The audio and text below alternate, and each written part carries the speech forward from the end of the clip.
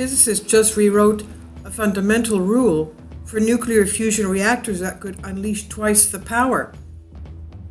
Fusion reactors could generate more power thanks to a reworking of Greenwald's law.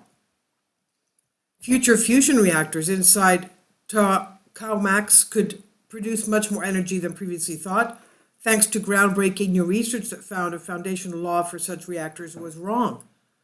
The research, led by physicists from the Swiss Plasma Center at École Polytechnique Fédérale de Lausanne, the Lausanne Polytechnic School, has determined that the maximum hydrogen fuel density is about twice the Greenwald limit, an estimate derived from the experiments more than 30 years ago.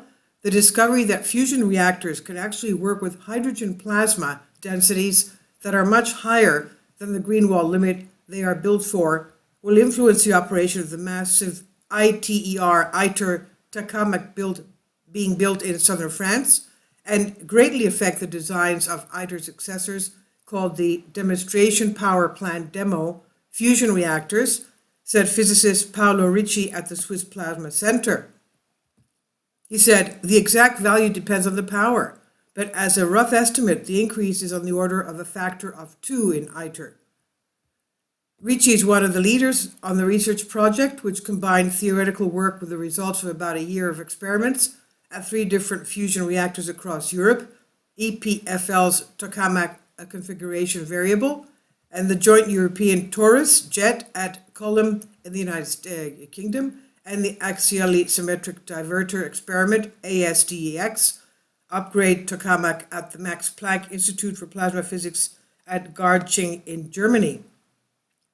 He's also one of the lead authors of a study about the discovery published May 6 in the journal Physical Review Letters. Future fusion.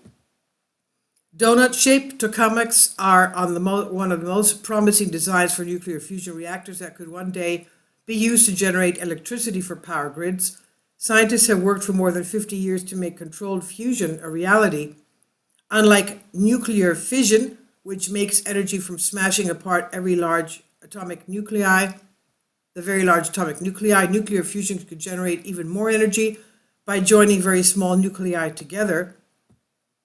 The fusion process creates much less radioactive waste than fission, and the neutron-rich hydrogen is used for its fuel, comparatively easy to obtain.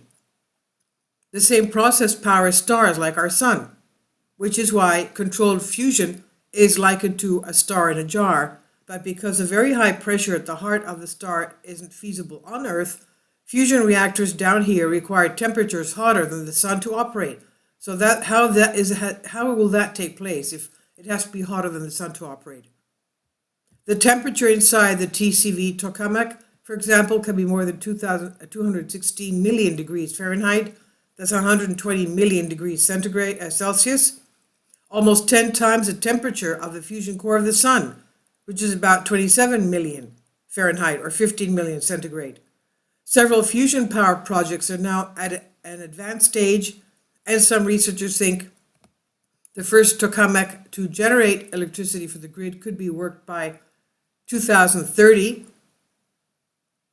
Now, more than 30 governments around the world also funding ITER tokamak. ITER literally means in Latin, which is due to produce its first experimental plasmas in 2025. ITER, however, is not designed to generate electricity, but tokamaks based on ITER that will, called demo reactors, are now being designed and could be working by 2051. Plasma problems. At the heart of the new calculations is the Greenwald limit, named after MIT physicist Martin Greenwald, who determined the limit in 1988. The researchers were trying to find out why their fusion plasmas effectively became uncontrollable. They expanded outside the magnetic fields and were contained within the tokamak chamber. When they increased the fuel density past a certain point, and Greenwald derived an experimental limit based on the tokamak's minor radius, the size of the donut inner circle, and the amount of electric current passing through the plasma. Although scientists had long suspected that Greenwald limit could be improved upon, it's been a foundational rule of fusion research for more than 30 years. Ricci said, for example, it's a guiding principle of the ITER design. The latest study, however, expands on both the experiments and theory that Greenwald used to derive his limit, resulting in a much higher fuel density limit that will both increase the capacity of ITER and impact the designs of the demo reactors that come after it, he said. The key was the discovery that a plasma can sustain a greater fuel density as the power output of the fusion reaction increases, he said. But it's not yet possible to know how much a large increase in fuel density will affect the power output of tokamaks, Ritchie said, but it's likely to be significant, and research shows greater fuel density will make fusion reactors easy to operate. He said, it makes safe, sustainable fusion conditions easier to achieve. It allows you to get to the regime that you want so that the fusion reactor can work properly. This was originally on Life Science by Tom Metcalf. Please leave your comments. Thank you for your support. Kindly support my Patreon account.